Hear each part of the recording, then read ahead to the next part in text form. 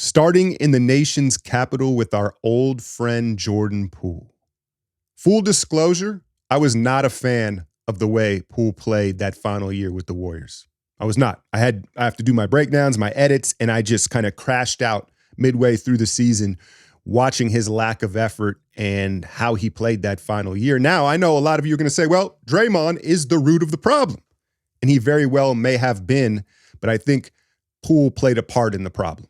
I'm not saying he started it, obviously, or any of that, but he had some maturing to do, and the situation was irreconcilable, as they say, right? And so he had to move on, and he really, it was rough for him. If you watched the channel last season, right, I didn't like kick a man when he was down. He had a bad year. I made some slights here and there, but I didn't like make video after video like Poole, so he had a really rough transition. People were calling him like the worst contract in the league. But here's why I want to see a Jordan Poole comeback story, right?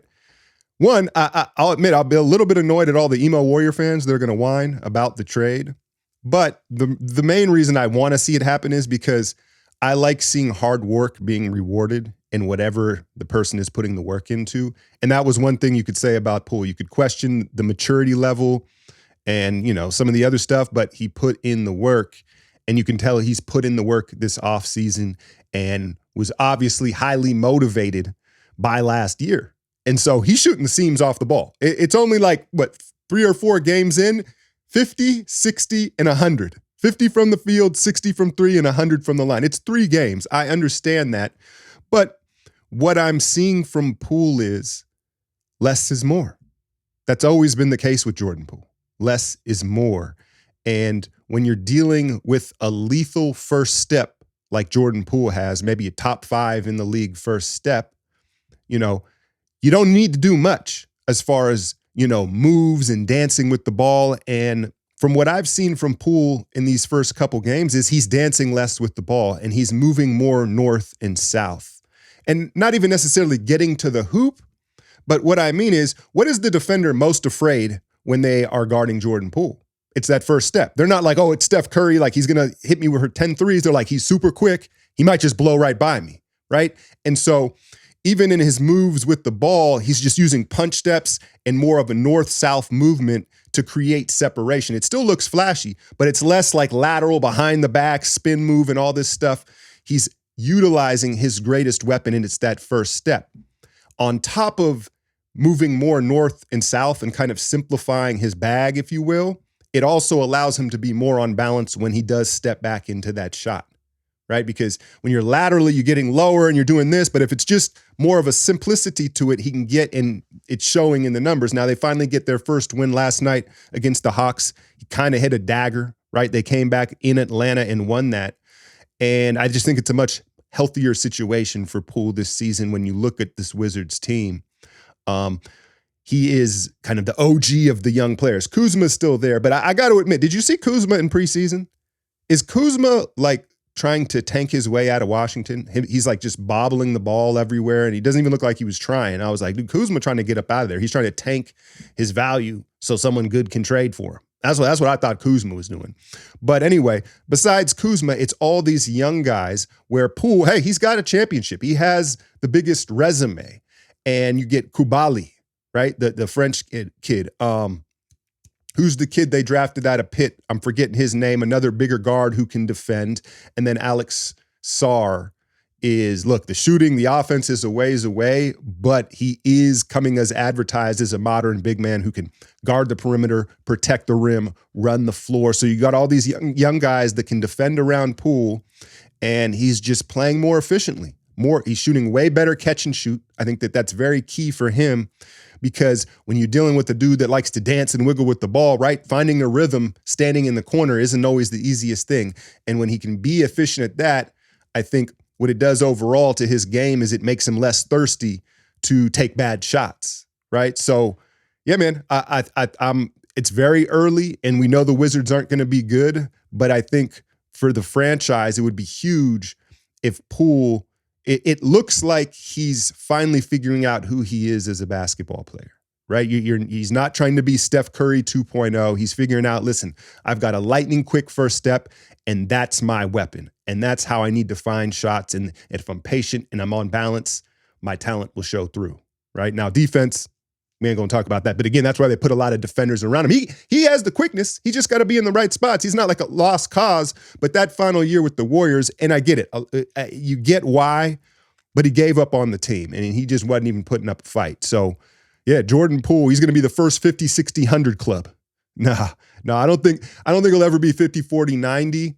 Well, that's not true. That's not true because he does shoot free throws very well. But I think it would be tough because I think he's always going to be streaky by nature because he is an emotional kid.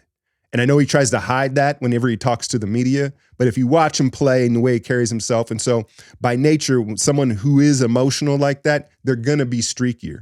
But I think that he's figuring it out and just in time for this young Wizards team. Jalen Green, who I spoke about a little bit last week through these first couple games, is putting up 28, 4, and 3 on 41% shooting from the three-point line. And I'd like to see the assists go up. But like I said in that last video, he is looking like a lead guard. You know what he's looking like? He's looking like young Zach LaVine with dog in him. He has this, he levitates. There's A-level athleticism and then there's nuclear athleticism. And we know the handful of guys that have that, right? Zion, Ja. I'm going to put Jalen Green in this category. And he uses, you see him get downhill and he'll use it, hang in the air, take contact and finish, right?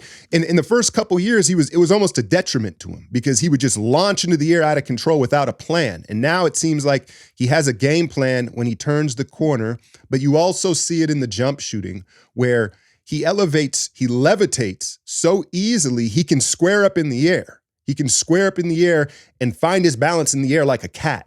And he's knocking down threes at a crazy rate. Last night against the Spurs, I think he had like 6 of them, and he just dominated that game. The Spurs, they're feisty. I think San Antonio is going to be a tough out in San Antonio, but Houston split that series with them last night. But yeah, man, he looking like Kobe in the 8 a little bit, bro. Like, because he has that we always saw the killer instinct and mentality, but it was like, dude, you don't have the tools yet. He was trying to run before he could walk, and he's starting to figure it out, and it's freaky. And scary, I think, for the defense. You hear this stat being thrown around in the NFL now for receivers, separation rate. Like, how many yards do they separate on routes that they're targeted in? It's all this next-gen stuff. Jalen Green's separation rate might be the highest in the league in the NBA, meaning when he punches a step back on you or he hits you with the hezzy and turns the corner, he's gaining more space. He's separating from the defender more than anybody in the league right now. And I think once he's realized that, now he can kind of slow down and take his time and make a read. It doesn't all have to be at that speed. But yeah, man, this Rockets team, I'm just interested in. They've got so much young talent, and I just want to see how they're going to try to put it together and if they're going to make a move. You've heard Jimmy Butler being linked to this Rockets team here since probably the beginning of the summer, maybe even last season. But I feel like, you know what? I feel like they could be the dark horse team for Giannis. Because you see the Bucks, what are they, 1-3? It already ain't looking good, Warrior fans. Like, we keep a tab on the Bucks. It's early for everyone, I get it. But when you look at what Houston could offer Milwaukee is a one-button rebuild, just a one-trade rebuild. We're going to send you Şengün, Thompson, and Whitmore. Or you know, they have so many young players. I think they have some picks. Milwaukee could hit reset with one push of the button. Now, would Giannis want to join Houston? You get Jalen Green. That'd be quite the duo. I don't know, I haven't thought about the fit there, but Houston has the ability to make a grandfather offer for, one of these disgruntled stars. So I'm keeping an eye on that. And these are my surprises. Maybe some of you in the comments are going to say, oh, I already knew this was going to happen, right? It's subjective here. But to me, these are 3 things that I'm like, you know what I mean? Okay, right? And last but not least, JJ Redick, coaching the Lakers. Lakers got a lot of flack for not making any roster moves this summer other than really bringing in JJ Redick, right? And right away, you can see they are executing much better. They are playing with much more urgency, right? He's bringing a toughness to them. And the reality is, being the head coach of the Los Angeles Lakers in the NBA is probably the toughest job, right? You're going to have the highest expectations and the most scrutiny on you. And, then you add LeBron and Clutch. And it was like when this first happened, especially the funny stuff with the UConn coach, it was like, oh no, what did JJ sign up for here? I don't know if this is what you want for your first coaching job. But what you can tell with JJ is he just don't give a fuck, right? Like a lot of the time when you're dealing with a lame duck coach who knows he's on his way out, he's like, well, if I'm going to go out, I'm going to go out my way. And you start to see this attitude of like, I'm just going to do what I want. I don't really care what you say, like my way or the highway. Because, like that, JJ's doing that from the gate, right? But I also think that he is benefiting from LeBron. People have accused LeBron of being a coach killer for 2 decades, right? And we know they're boys and all that. And I think part of it is the timing. LeBron knows that there's limited time. What other options does he got, right? He doesn't have the time to manipulate and do all these shifts and moves. It's his guy. And then in contrast to Darvin Ham, right? That's the one advantage he did have. He stepped in for maybe one of the more incompetent coaches we've seen in the last decade. So all of a sudden, of course, it looks great, right? But yeah, man, I mean, the Lakers look spooky, right? We all know it. AD, LeBron's health is at the top of the mind, but they're executing and they're playing much harder. And Redick looks like he knows what he's doing. He's a fiery coach that's elevating the floor of toughness and effort for this Lakers team. What I'm curious about is, we know it's a long season, right? They took the L to the Suns last night. LeBron under the weather, fine, whatever. But can JJ lighten up when he needs to, right? He's over there just like intense. I remember when they first hired him, Jeannie Buss was like, we think he can be the next Pat Riley, a young Pat Riley. I was like, you really want to say that right out the gate? But I see it now. You see it. But can he pick his spots to lighten up? There's going to be points in the season where they've lost a couple, and guys, or whatever it is, are you going to continue to just be this like grit in your teeth hard ass because that's who you are? Are you going to kind of finesse some of that? So that's what I'm curious to see with JJ.